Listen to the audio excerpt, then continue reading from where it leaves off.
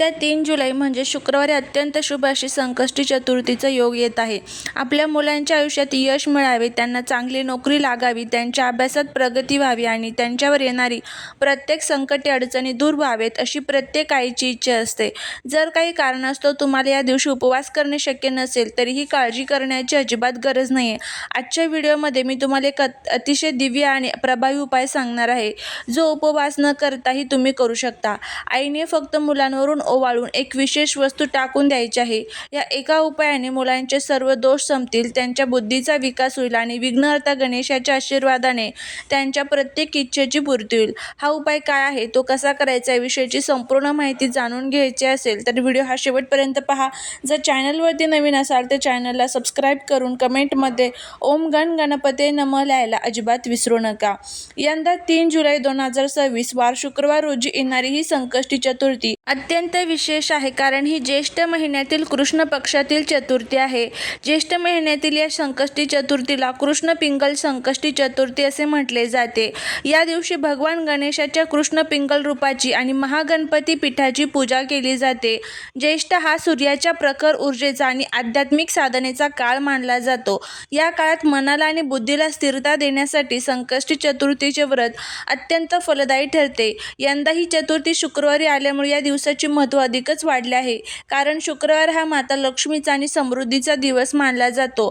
त्यामुळे बुद्धीची देवता गणेश आणि ऐश्वर्याची देवता लक्ष्मी या दोघांची असीम कृपा मिळण्याचा अत्यंत शुभ आणि दुर्मिळ योग जुळून आलेला आहे.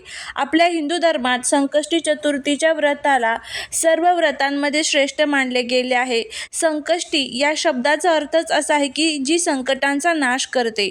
प्रत्येक महिन्याच्या कृष्ण पक्षातील चतुर्थी तिथीला संकष्टी चतुर्थी साजरी केली जाते. भगवान गणेशाला विघ्नहर्ता म्हणतात, म्हणजे सर्व विघ्न अडथळे दूर करणारा देव असे मानले जाते. जो व्यक्ती पूर्ण श्रद्धेने संकष्टी चतुर्थीचा उपवास करतो त्याच्या आयुष्यातील कौटुंबिक कलह, पैशांची चणचण, मानसिक ताणतणाव आणि आरोग्याच्या समस्या दूर होतात. या दिवशी सकाळी लवकर उठून स्नान करून गणेशाची पूजा केली जाते आणि रात्री चंद्रोदयानंतर चंद्राला अर्घ्य देऊन हा उपवास सोडला जातो. हा उपवास केवळ एक धार्मिक विधी नसून यामुळे आपल्या शरीरात आणि मनात सकारात्मक ऊर्जेचा संचार होतो. घरातील नकारात्मकता नष्ट होऊन सुख शांती लाभते. आता अनेक महिला विचारतात की आईने मुलांसाठी संकष्टीचा उपवास का करावा? तर बघा, माता आणि मुलांचे नाते जगात सर्वात पवित्र आणि शक्तिशाली मानले गेले आहे. शास्त्रानुसार आईच्या संकल्पनांमध्ये आणि प्रार्थनेमध्ये इतकी ताकद असते की ती मुलांवरून येणारे मोठे संकटही परतवून लावू शकते. जेव्हा एखादी माता आपल्या मुलांच्या उज्ज्वल भविष्यासाठी, त्यांच्या आरोग्यासाठी किंवा त्यांच्या नोकरी व्यवसायातील प्रगतीसाठी संकष्टी चतुर्थीचा उपवास धरते, तेव्हा तिची प्रार्थना थेट गणपती बाप्पांच्या चरणांपर्यंत पोहोचते. ज्याप्रमाणे माता पार्वतीने बाल गणेशाचे रक्षण केले, त्याचप्रमाणे गणेश आईच्या प्रार्थनेने प्रसन्न होऊन तिच्या मुलांचे रक्षण करतात.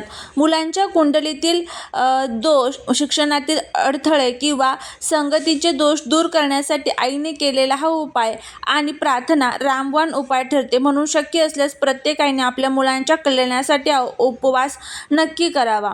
आजच्या आपल्या विशेष उपायामध्ये आपण ज्या वस्तूचा वापर करणार आहोत ती वस्तू म्हणजे अख्खे हिरवे मूग. भगवान गणेशाच्या पूजेमध्ये हिरव्या मुगाला अत्यंत महत्त्वाचे स्थान आहे. ज्योतिषशास्त्रानुसार हिरवा रंग आणि हिरवे मूग हे बुध ग्रहाशी संबंधित आहे. बुद्धी, विवेक, वाणी, व्यापार आणि शिक्षणाचा कारक ग्रह म्हणजे बुध आहे आणि बुध ग्रहाचे आराध्य दैवत कोण आहे तर ते आहेत स्वतः भगवान श्री गणेश.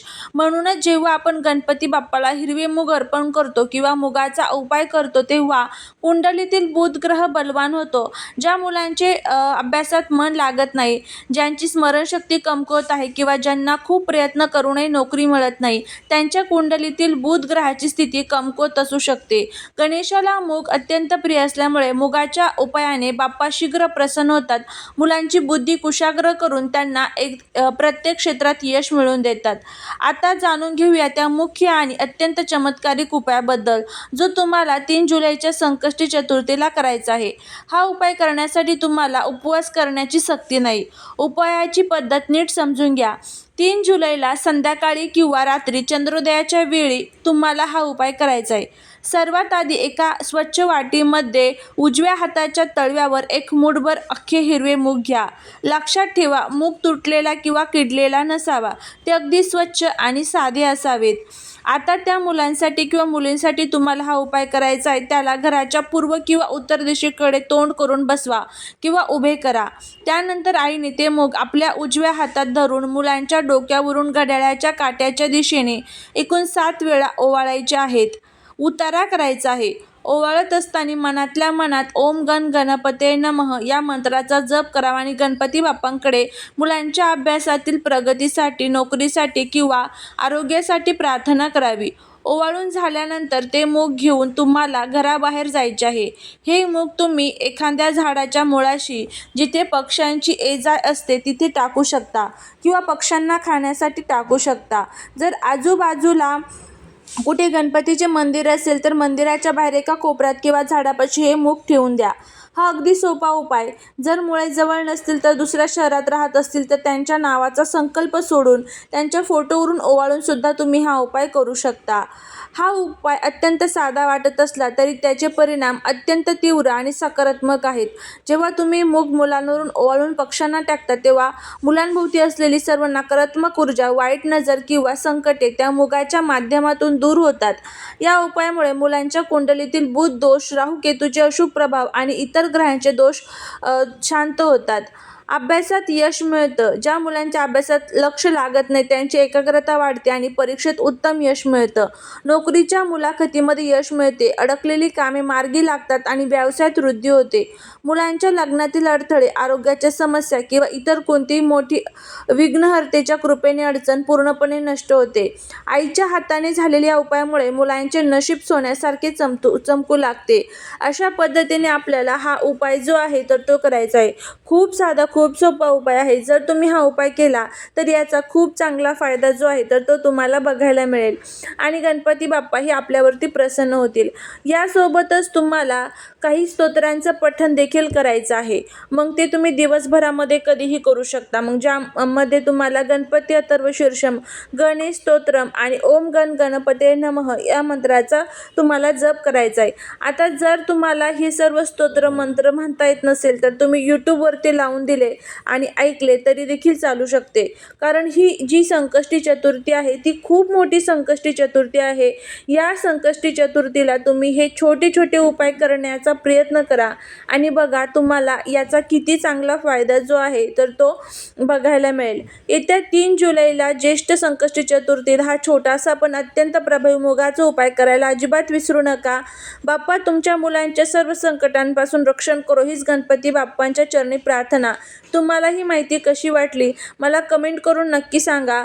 जर तुम्हाला हा व्हिडिओ आवडला असेल तर व्हिडिओला लाईक करा. तुमच्या नातेवाईकांसोबत आणि इतर मातांसोबत हा व्हिडिओ जास्तीत जास्त शेअर करा जेणेकरून त्यांना याचा लाभ घेता येईल. आणि अशाच प्रकारच्या धार्मिक, शास्त्रीय आणि माहितीपूर्ण व्हिडिओसाठी आजच चॅनलला सबस्क्राईब करा. भेटूया पुन्हा एकदा नवीन व्हिडिओमध्ये एका नवीन माहितीसोबत. तोपर्यंत सर्वांना श्री स्वामी समर्थ.